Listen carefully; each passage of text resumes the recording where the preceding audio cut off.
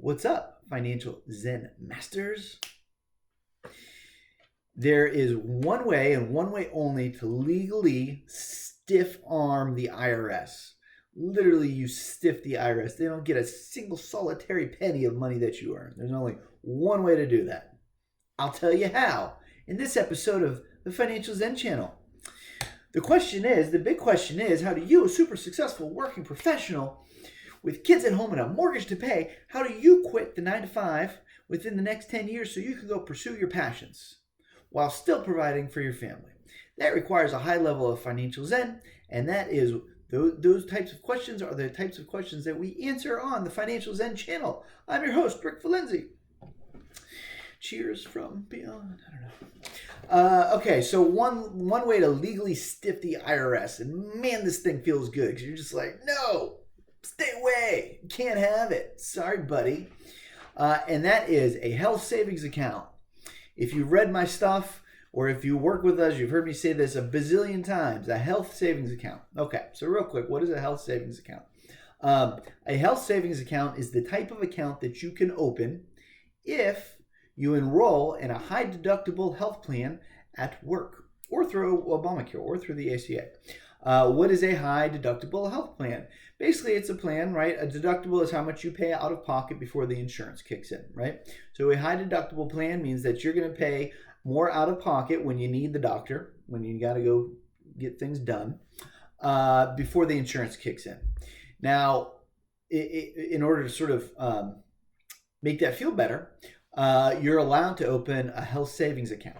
And the way it was designed by George W. Bush way back when, 2006 I think it was that you would save all this money in your health savings account and then use it to cover the high deductible, the increased deductibles in the high deductible plan. But the loophole that most good financial planners have figured out, and now you'll know as well, is that you don't have to use the HSA to cover the high deductibles, right? So what you can do is you can collect all the money in the health savings account, right? And it goes in tax-free, right? So any money you put in there is not taxed, income taxed for the year, right? So just like your 401k, it goes in pre-tax, right? And then the magic is an HSA is not use it or lose it.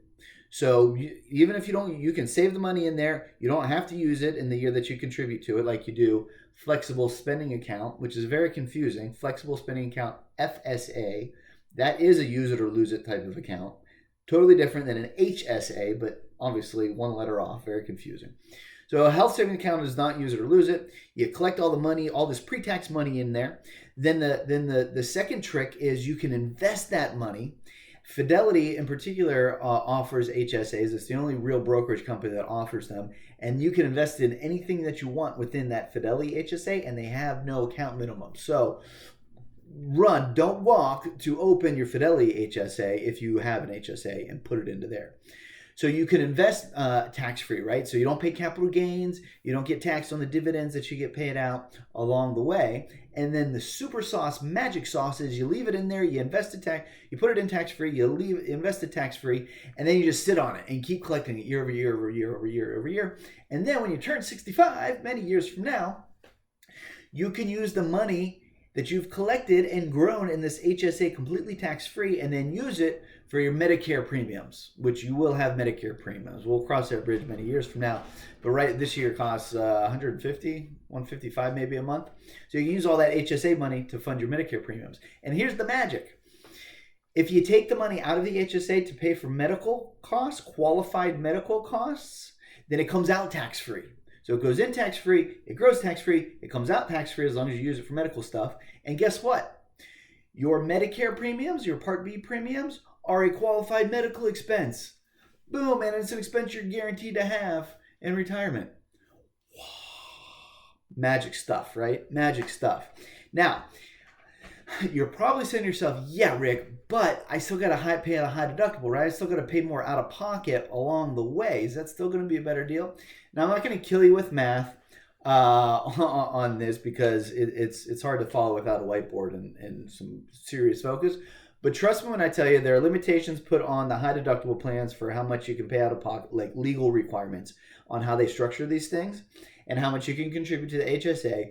And when you do all the math, when you write out all the math, even if you max out your total maximum expenses in your high deductible plan, as long as you max out your HSA contributions, you still come out ahead, right? Even paying more out of pocket along the way.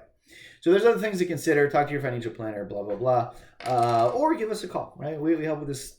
We help people with this stuff, with these financial hacks all the time. But yeah, HSA, it's awesome. You could stiff the IRS. You can stiff Uncle Sam. And man, that feels good when you do. I got to tell you, firsthand, feels really good.